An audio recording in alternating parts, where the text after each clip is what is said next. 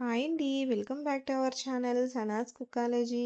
ఈరోజు మన రెసిపీ వచ్చేసి ఎంతో టేస్టీగా ఉండే బంగాళాదుంపలతో చేసే కారపూస అండి. మీరు రెగ్యులర్‌గా చేసే కారపూసలా కాకుండా ఇలా ఒకసారి బంగాళాదుంపలతో కారపూసని చేసి చూడండి. చాలా టేస్టీగా, చాలా క్రంచీగా, క్రిస్పీగా వస్తాయండి. తినటానికి కూడా చాలా రుచిగా ఉంటాయి. పదండి ఇప్పుడు దీన్ని ఎలా ప్రిపేర్ చేయాలో చూసేద్దాం. నేనిక్కడ ఒక 2 మీడియం సైజు బంగాళాదుంపల్ని ఉడకబెట్టి తీసుకుంటున్నాను. ఇప్పుడు వీటిని ఇలా ఈ విధంగా తొక్కు తీసేసుకోవాలి.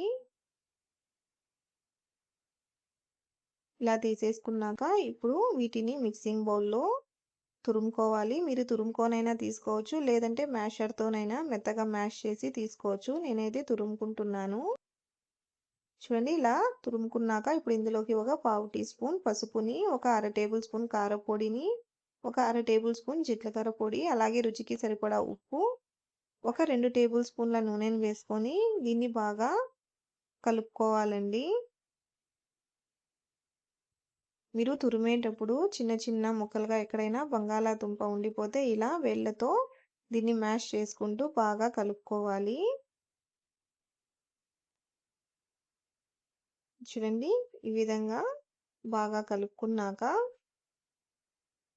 ఇప్పుడు ఇందులోకి మనం ఒక కప్పు శనగపిండిని వేసుకోవాలి. పిండిని ఒకేసారి వేసేయకండి. కొద్ది కొద్దిగా వేసుకుంటూ పిండిని కలుపుకోండి. దీంట్లో మనం నీళ్ళని అస్సలు వేయకూడదండి. ఈ బంగాళాదుంపలో ఉండే నీళ్ళే సరిపోతాయండి.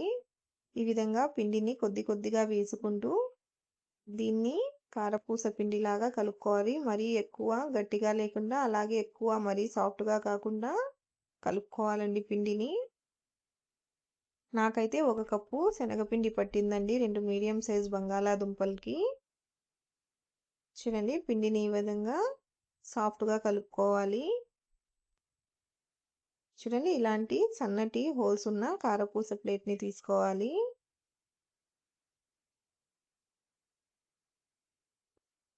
ఇలా ఫిక్స్ చేసుకున్నాక ప్లేట్‌ని ఇప్పుడు పిండిని ఫిల్ చేసుకోవాలి.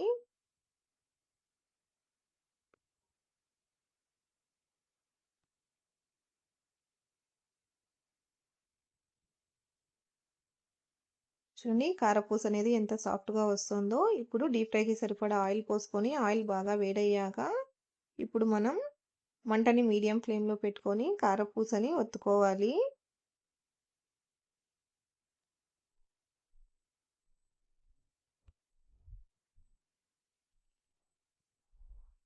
ఇవి ఎక్కువ సేపేమి ఫ్రై చేయాల్సిన అవసరం లేదండి. మీడియం ఫ్లేమ్‌లో ఒక 2, 3 నిమిషాలు ఇవి ఫ్రై చేసుకుంటే సరిపోతాయి. 2 వైపుల నుంచి కూడా ఇవి చక్కగా ఒక 3 నిమిషాల్లోనే ఫ్రై అయిపోతాయి. చూడండి. ఇలా ఈ విధంగా చిన్నగా తిప్పుకోవాలి.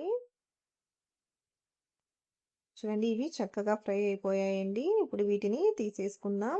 అలాగే మిగతా కారపూసను కూడా ఇదే విధంగా ఫ్రై చేసుకోవాలి. అంతేనండి. ఎంతో రుచిగా, టేస్టీగా ఉండే మన బంగాళాదుంపలతో చేసే కారపూస రెడీ అండి. ఇది చాలా క్రంచీగా, చాలా క్రిస్పీగా ఉంటుందండి. తినటానికి కూడా చాలా టేస్టీగా ఉంటుంది. మీరు ఈ బంగాళాదుంపతో చేసే కారపూసని ఒక 10-15 రోజుల వరకు స్టోర్ చేసి తీసుకోవచ్చండి. మీరు కూడా తప్పకుండా ఇలా బంగాళాదుంపలతో కారపూసని ట్రై చేసి చూడండి. మీకు ఈ రెసిపీ ఎలా అనిపించిందో నాకు కామెంట్‌లో తెలియచేయండి.